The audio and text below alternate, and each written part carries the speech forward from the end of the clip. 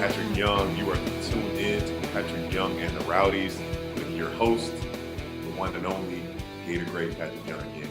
I am currently stationed all the way across the Atlantic Ocean in Athens, Greece, here to give you all things Florida basketball and more. Again, thank you so much for joining. This journey has been so fun so far. We've had Billy Donovan, we've had Mike White on the show. I'm so excited for our guest on this episode here. But before you do anything, please like and subscribe, rate, review, follow this podcast. Let everyone know. It helps us out so dearly, me and the people at the Field of 68 Media Network. On this upcoming episode here with Scottie Wilbekin, or Scottie Will Buckets, whatever you like to call him, we get into family, we get into life overseas, we get into some hurdles that he's faced, how he's grown as a player, and so much more. Again, here's the show. Thank you for joining. Stay tuned. What's going on, Rowdies? I'm so excited for this next guest. He is a Gainesville native.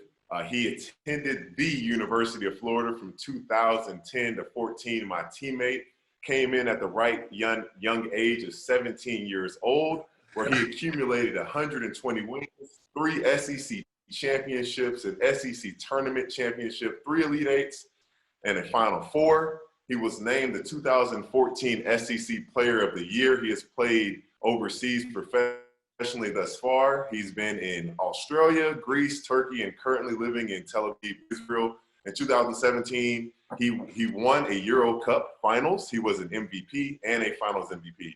Scottie Wilbekin, thank you for being with us today. How are you doing, my man? I'm doing good. It's great to be here on the one and only Patric Young podcast. Yeah, and it's really cool being part of this and getting an opportunity to connect with all my former teammates and especially a guy like you that's having a really great career. And people are interested. Gator Nation wants to know where you are, what's going on with you. Yeah, tell us, fill us in, man. Give us a little summary.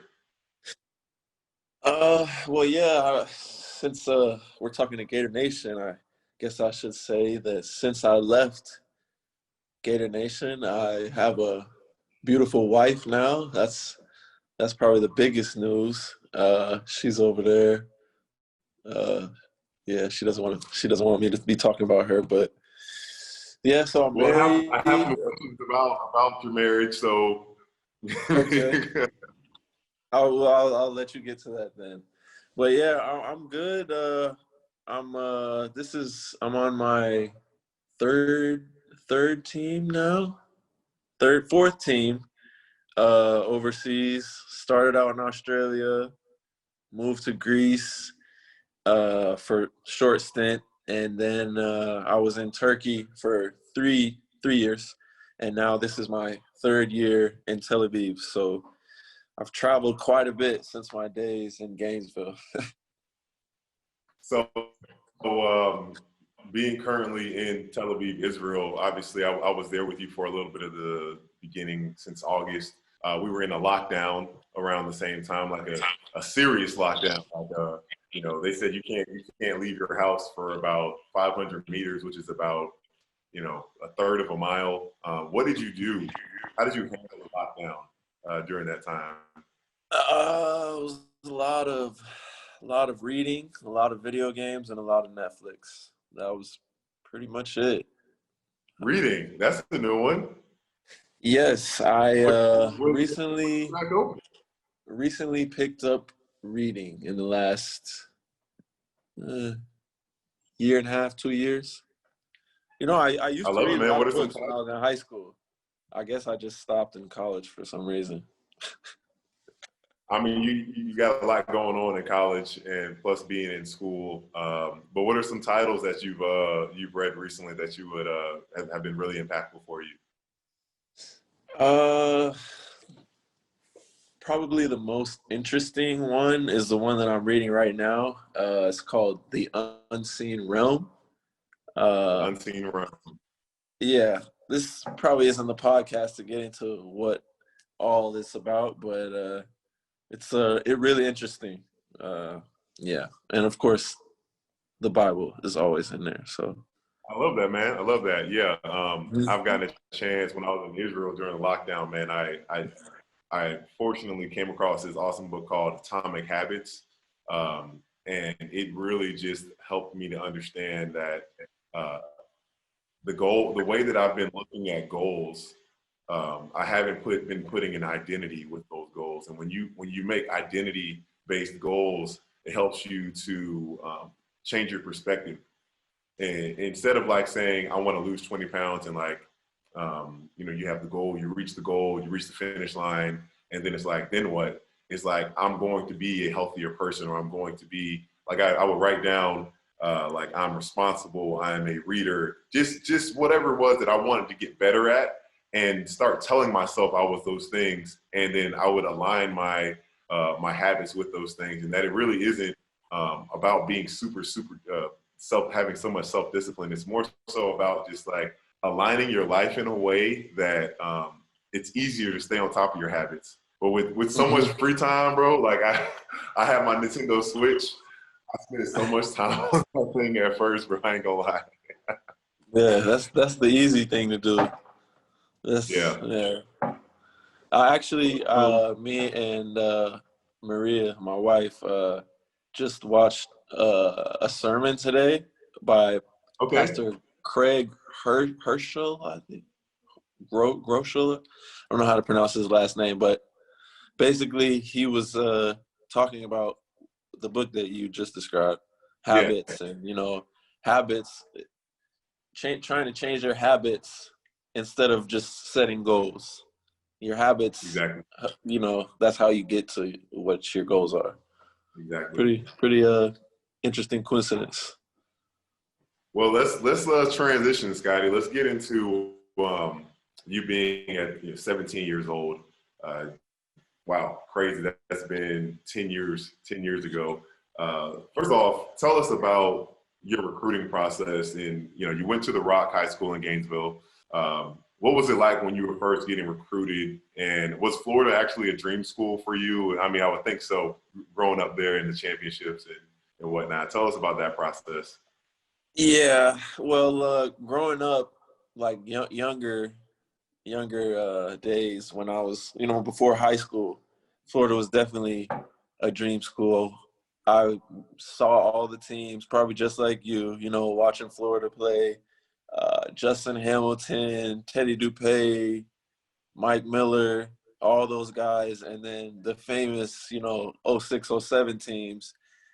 I watched all of them, and so definitely wanted to go to Florida, but I kind of set my goals a little lower the older I got and the more I played against better talent, not just in Gainesville. So I kind of forgot about that a little bit. I was trying to be more realistic and think, okay, I might not be able to go to a school as good as Florida. Well, what are some other options? So I guess recruiting, it didn't really feel like recruitment because I mean, I don't even know if it was just going up to play pickup. Like, is that recruiting? I don't know. Would you say it is? Well, bro, they use all types of tricks of the trade to get an extra look at a player. So they're always actively looking. Whatever they can do to get around the rules that's in line with the rules. They're Yeah. definitely going to use that as a tool. And I mean, you ended up at Florida, so it's no I mean, yeah. coincidence. They were doing stuff that I didn't even know about, I guess. But yeah, so there wasn't really any recruiting. It kind of was just that. And I mean, sometimes Hertz came to a couple of my games or one of my high school games, but I just assumed that he was there watching. We were playing Florida Air, so we were Okay. playing Will's team, and I just assumed that he was watching Will, and I was like, oh yeah, Will, yeah, he's a good player. But it turns out maybe he was looking at me too, and so the recruiting started, at least for me in my eyes, when Rob Lanier called my dad and asked him, do you think Scottie could play here next year? I don't know exactly how it went, but that was the gist of it. And my dad thought he was joking. and so he didn't even Yeah, say anything to especially me. that a junior in high school at this time, right? Yeah. I was a junior, and I wasn't. I was looking at some schools, but I hadn't even gone on any official visits, so it really wasn't in my head that any possibility of me being in college the next year. So my dad kind of didn't really think anything of it. He didn't even tell me. And then there was a second call, and he was kind of more serious in the second call, and was like, "Hey, we're kind of serious about this. Like, if can Scottie is like, is this possibility? Would he even want to?" And so that's when he asked me, and I thought he was playing when he first told me, because it just came out of nowhere to me. And he was like, it's a big decision, but they want you. Like, this is an option for you. And so he was like, just think about it tonight, and we can talk about it tomorrow. And I couldn't sleep the whole night, and I was just like thinking, and I was just like trying to make it a decision, even though I Right. knew in my head as soon as I thought about it, it wouldn't be a decision. And so I was just thinking there, like, should I go? Oh, I got to miss my senior season. And after about 10, 15 minutes, I was like, what am I even thinking about? This is a dream come true. I'm going to Florida. So from that the next day, it was just making preparations, finishing the school I needed to be able to graduate early. Yeah, how was that even possible that yeah, you were able to make it happen so fast that you were able to forego your senior year and come in early as a 17-year-old? It was I'm pretty sure it was the AP classes that I was in at the Rock. So luckily, I was in a couple of AP classes, and all I needed was one English credit. So I took that kind of in between the end of the school year and summer, before summer Okay. A started. That's one thing I always have admired about you, brother. When you set your mind on something, you make it happen. When you are sure that it is the goal, the thing that you want to accomplish, whatever it may be, you work your butt off towards that thing. So that's awesome. I'm so glad I've got a chance to do that through these past few years.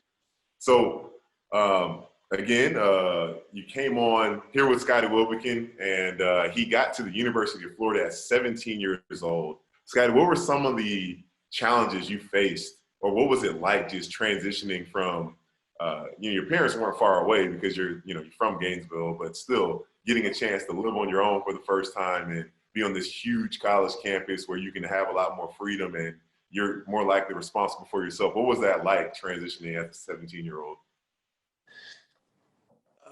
It was interesting. I was learning as I go, and the older that I get, the more I realize that I was just really, just trying to fit in with the older guys. And even you, Casey and Will, you know, like I just was trying to, be one of the guys, be a part of, you know, stuff that I thought the older guys, were doing. But it was great. Y'all always made me feel like a brother, and we were kind of like, it started as the five, I don't know, Musketeers. There's two more than three, but I don't know what we called ourselves. Something with five. we were the Fab Five, and then we became the Fantastic Four a little ways into it. But we were always close. So that was I really enjoyed that, and I think that really helped me having because I was so young, bro. There was so much that I didn't know back then, and having you guys basically as like brothers was great for me. I mean, I really needed that. It's so crazy, man, when you think about sports, or from a standpoint of when you go from high school to when you're going to a college. Just think about it. You're meeting up with 14 other guys for the most part that you don't know. You have to create a new life, your identity. You don't exactly know who you are yet. This is the age where everyone's trying to figure themselves out and fit in. And do I like this? Do I want to do that? And fortunately, we have that shared bond of wanting a basketball. And I think this world would be such a better place if everyone had a chance to play team sports, because it really doesn't matter where you come from. When you have that shared common goal of just wanting to get better, become your best, learning what it means to sacrifice, to do your job at a level to help the whole team. Like all those things help us to become better men and just really understand the game so much better. Like I remember, like our senior year, man, our defense was so crazy. It was like you and me in the pick and roll defense. No one like we could stop anybody. Like I Airtight. had so much confidence. I had so much confidence that it didn't matter who was in front of us. That when we were pushing, we were icing, which if people don't know is when we were forcing the pick and roll to stay on the wings, on the sides. Middle pick and roll, we're mostly going to push guys to their weaker hands, which is most guys are not left-handed, so we're pushing to the left. And the only weakness you can say that kind of defense would have is if there is a pick and pop 4-man or 5-man, which there's not that many, but we just had such great help and rotations and knew each other so well and had that brotherly pride that I don't want to let Scottie down. I don't want to let Will down, Frazier or Casey, that we're so determined and so in tune, man. It's like, I don't know if we'll ever get a chance to experience basketball at that level of tightness again, but it was so Yeah.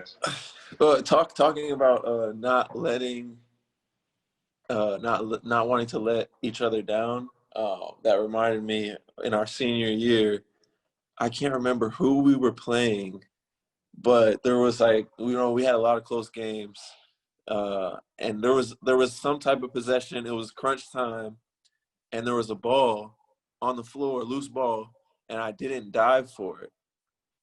I don't know if you remember this. I didn't dive for it, and I should have dived for it.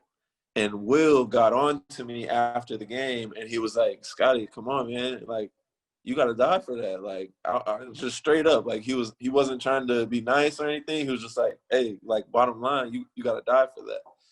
And then in the SEC championship, it was the last possession. We needed to stop against Kentucky, and then the ball was on the ground, and I was like, I remember Will saying that. I was like, I got to die for this one. Bro, I was cussing so much when that ball was on the ground. Scottie, get on the floor.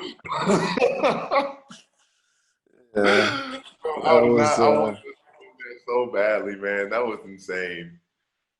every time I You see that highlight, I think of Will. God, you need to die. Do you remember? This is one of my most embarrassing moments. It was in that SEC tournament, and we were playing Tennessee, and it was like in the last 6 minutes of the game, and we had it was a timeout. I think we were down by 1 or 2.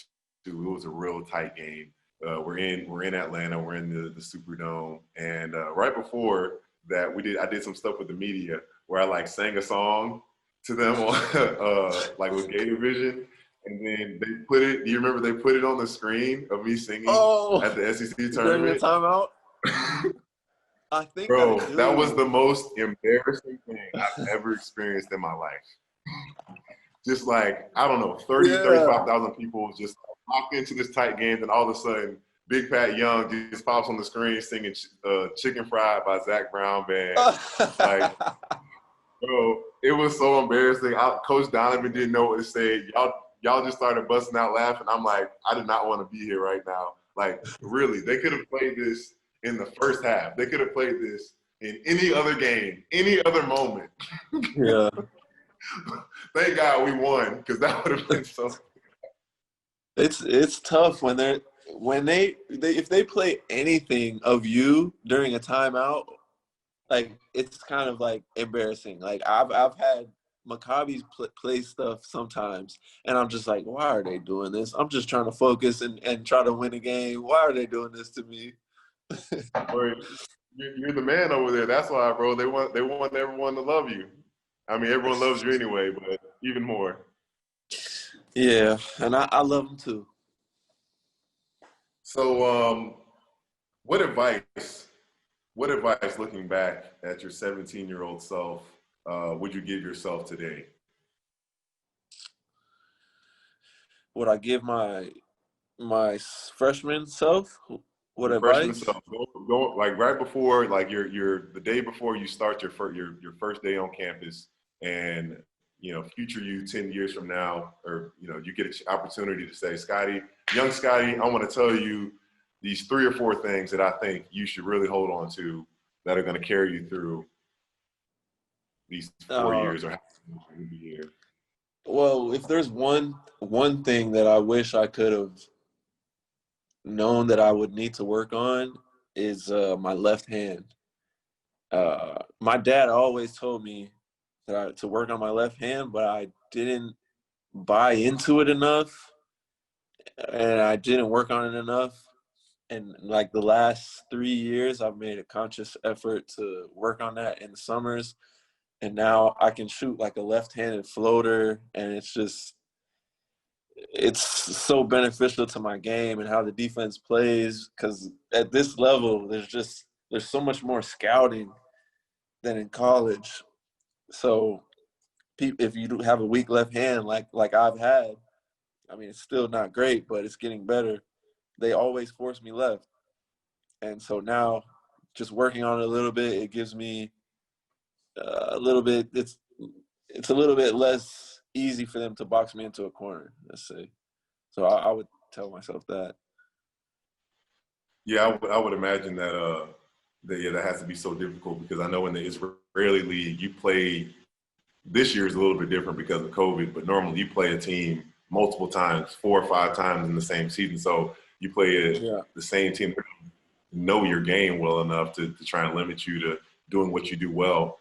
And that's one thing that I love about Coach Staropoulos, was that when I was playing with him in Olympiacos, talk about the motorcycle, with Olympiacos, he by far, to me, was the best defensive mind in Europe that I've ever had, because he understood so well that at this top level in Europe, you have teams like, you guys, Barcelona, Cheska, when Milos Teodosic was there, that if you let them do what they want offensively, they're going to put 90 plus on you a night. So his mentality, and I'm sure you can attest to it, is punch them in the face, is don't let them get anything easy, break the screens, one arm distance. One arm distance is his favorite thing to say. He's eased up on that a little bit. I just really – he's eased up on one arm distance. A little bit. They used to joke and say that he everything he did was one arm distance. Even the way that he would like sit down from his plate and eat his food, he was one arm distance from his plate. Yeah, that's funny. But let's transition a little bit here again with Scottie Wilbekin. Okay, Scottie, we all know it's in the past now, and obviously you've grown from it. But you faced like a few hiccups, some adversity that you faced in college. I remember right before the season started, going into our senior year, you ended up getting into a little bit of trouble and had to face a suspension after speaking with Coach Donovan. What was going? A few things I want to get into with that. First off, what were your initial thoughts and the way that you handled that emotionally? And how did that help you become better for that season, better as a man, better for your future now? And, yeah, pretty much get into those things. Well, my first thoughts were, I guess it kind of goes back to the brotherhood that we kind of established ever since our freshman year. And I was like, it doesn't matter what I have to do. I don't want to leave these guys, and I don't want to, go join another team or, miss out on a senior year with my best friends. Yeah. And so that was mainly what I was thinking. As far as how it helped me, I would say that it gave me perspective on the important things in life and made me really grateful for the opportunity to play basketball and the opportunity to play at a school like Florida for a coach like Coach Donovan and have teammates like you, Will, Casey, and all the other guys, the younger guys. Yes, it's definitely a weird thing when you go through something like that, that, you can look back from it now and say, I did learn a lot and grew a lot from it. Would I want it to happen exactly the same way again? But if it didn't happen, would I be the man that I am now? Would I been able to have this newfound level of gratitude and just appreciate the things around me, because, I look at the injuries that I faced and just the adversity and how I had such a bad attitude and dealing with adversity when we were younger. And because Coach Donovan did such a great job of pushing me and not accepting me to be at that level and just to be, a disturbance, to be uncoachable and just not handle adversity, he pushed me. He helped me when I faced real life adversity. I told him, I said, Coach, I don't think without you pushing me and holding me accountable in basketball and as a man, I don't think I would have been able to handle the things that I faced in my life with injuries and being in the hospital and to have the mental fortitude to continue to push forward. And not only that, man, I mean, just the things that we did our senior year with how close we got when he started having Dwayne, which a sports psychologist, to get a chance to help us to connect to each other on a deeper level. I realized as well that in life, it's not always about the next play. It's being able to bring other people around you that can help support you, that you can be vulnerable with, because, I don't know if you know this, the number for veterans that commit suicide every day in America is 22, because they've been taught next play their whole life and never get a chance to process what they go through. So, we're not made to do these things alone. So I'm sure your family and us, we did, always supported you and are going to continue to support you, because everyone makes mistakes anyways. But I'm just so proud of you, bro, and where you are and how you've done such a great job, man, just with your career and consistency. I know you're still a big kid, but you're a big married kid now. Yes, but the next question for you is from our favorite super fan, Jerome Millman. Specifically for you, Scottie, he said, in the Final Four, the game to go to the Final Four against Dayton, there was a moment when Dayton was going on a run against us. You were bringing the ball up the floor, and you looked at the bench and maybe the fans or something like this. I don't remember the exact moment, and you kind of told everybody to calm down. And you got us all to calm down, calm our nerves, and we went on to win the game. And do you remember this moment? I kind of feel like I did that a lot. So I'm not really, come on, we good. Yeah. I still do that almost every game. But I remember a few things from Dayton. But mostly, the main thing I remember from Dayton is the shot at halftime. I don't know if I remember that specific instance. But yeah, that was I mean, that was how we did it. It was a memorable Always year, one of bro. us. I mean, everyone was calling you Scottie Wilbekin because, you were killing that last year. So it'd be hard. There's a lot of really good memories. So let's talk about Europe and where you are now. Something that's interesting about Scottie Wilbekin, he has a Turkish passport. Yes, I do. Tell us about And that. I speak a little Turkish too. You speak a little Turkish as well. Give us a little game, man. Give us a little something. Merhaba. I'm getting a little rusty. Each year that goes by, I'm a little rusty. But, I always could order some food, tavuk shish, a little tools on the side, a little something. Kinder is my favorite dish by far. Favorite Kinder? Turkish dish. It's Kinder, the one that's the whole plate with the meat on top of it, and they pour like on top of that joint. Yeah. So how did that work out for you to get a Turkish passport, and what was it like playing for the Turkish national team? It was pretty easy to get the passport. I had been there for 3 years, before I got it. And, I knew all the players in Turkey. The Turkish players, all the refs. Like, it felt like home, honestly. 3 years, that's almost like a college career. So, I felt at home there. And when they told, there was like rumblings the whole third year that maybe, Scottie will be the next nationalized player for the national team. And I was like, yeah, that'll be cool, play in the Olympics, maybe world championships. So I was hype about it. And then when it finally happened, I was like, okay, cool. And then playing for them was interesting. First off, because it was the first time that I was playing for a team that I was the only American. So and that was pretty weird to get used to at first, because I had to get a translator because I don't speak Turkish that well. Just a little bit. Right.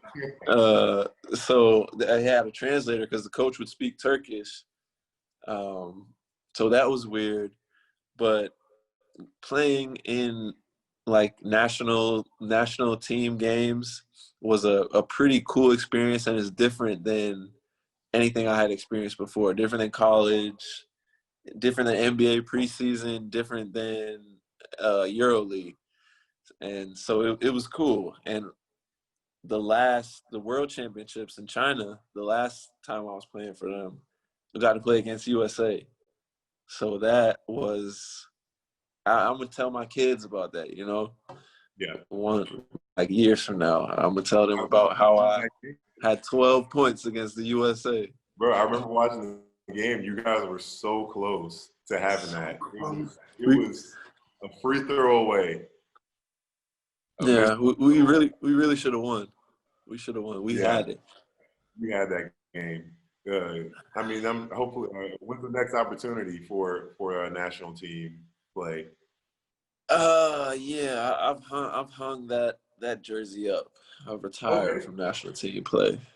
Okay. Yeah, it was fun, but I will say that it was draining because the 3 years that I was playing for the national team, my summers were always cut short.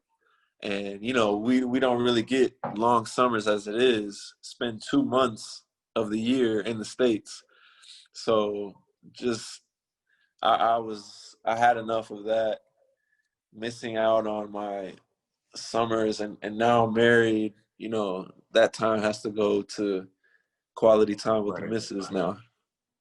So speaking of that, speaking of a few of those hurdles you just mentioned of being an overseas player, what are some misconceptions, or when someone asks you a question of Scottie, you're overseas, why aren't you playing in the NBA, or why don't you decide to come back here? What are some misconceptions of a normal American person that doesn't know about European basketball that you hear all the time and that would like to break down for people to understand? One misconception, and this is what I'll say to the people who say, why aren't you in the NBA?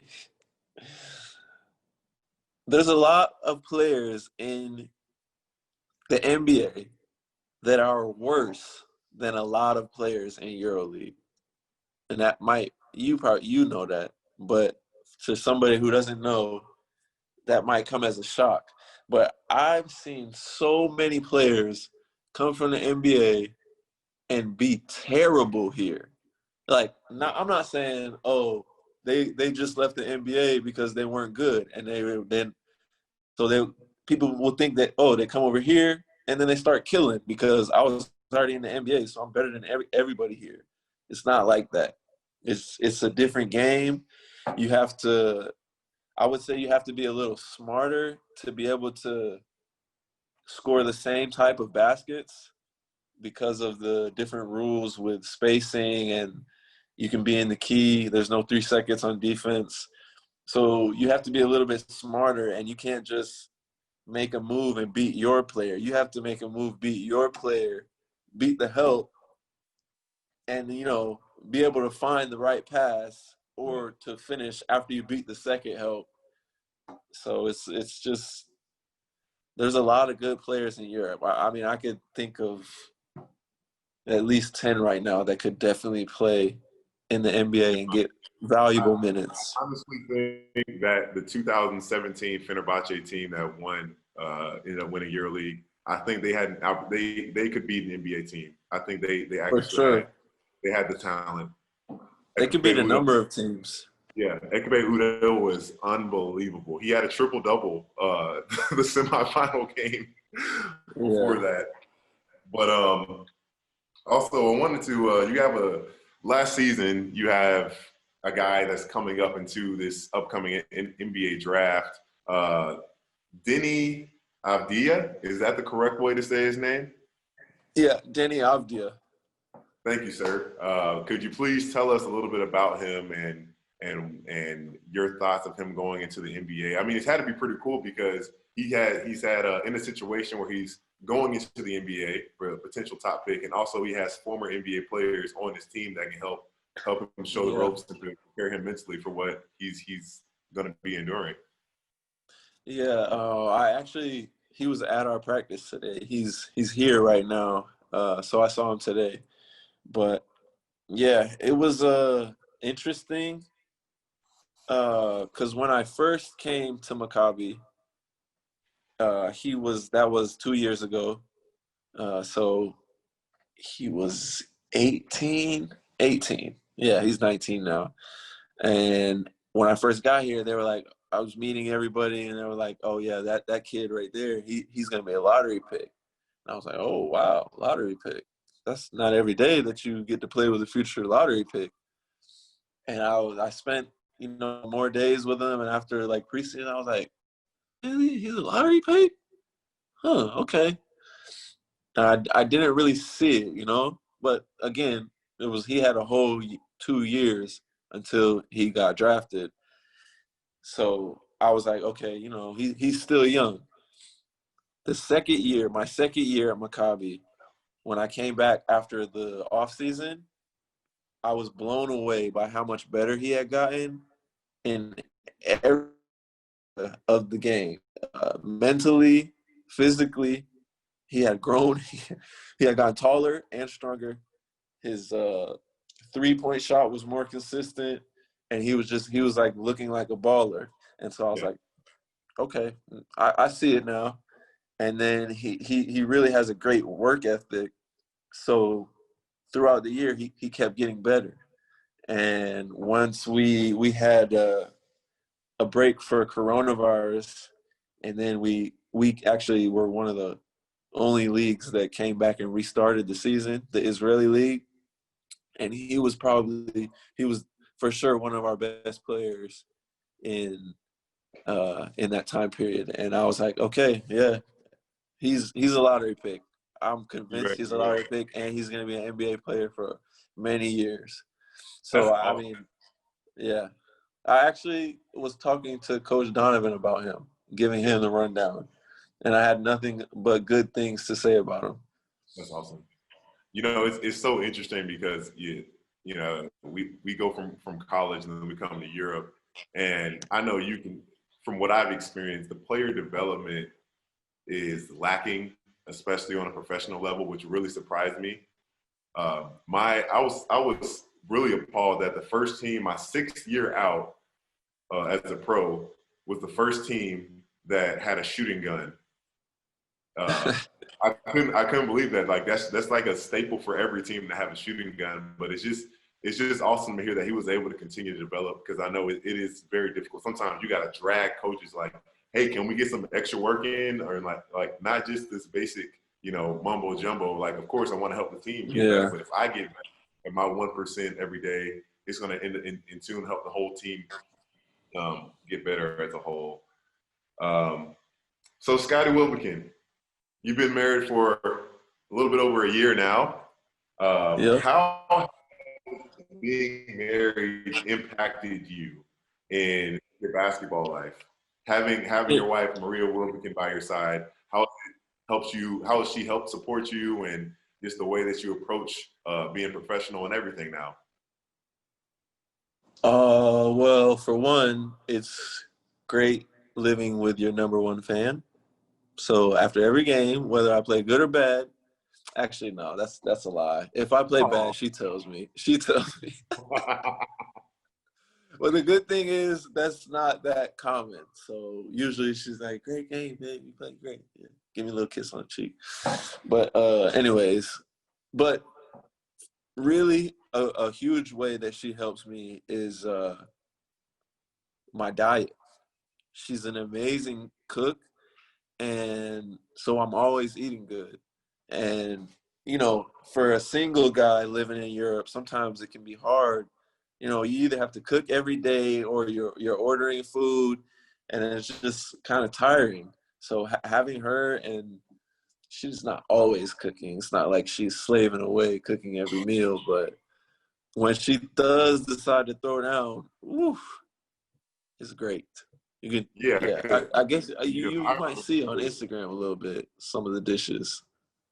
I need to. I'm definitely gonna peek for sure. Because I remember my man Scotty would eat steak and mashed potatoes every single day in college. There was no diversity. There was no variety. It was steak and mashed potatoes. Nothing green on my plate.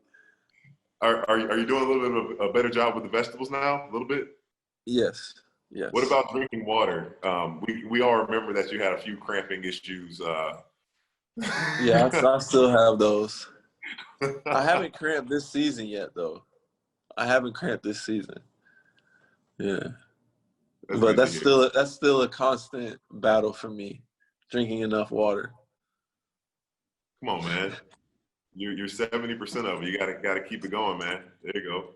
How did you and Maria spend time during the lockdown just to keep things like fresh and not get tired of each other and not want to kill each other and whatever?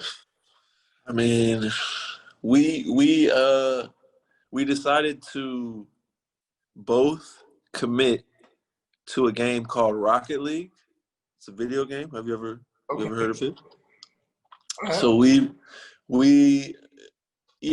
I'm a video game player. She didn't play video games until she met me, but she would like play kind of like, oh, I'll play this, yeah, every now and then. And I was like, since who knows when we're going to be able to go out to eat on a date or something.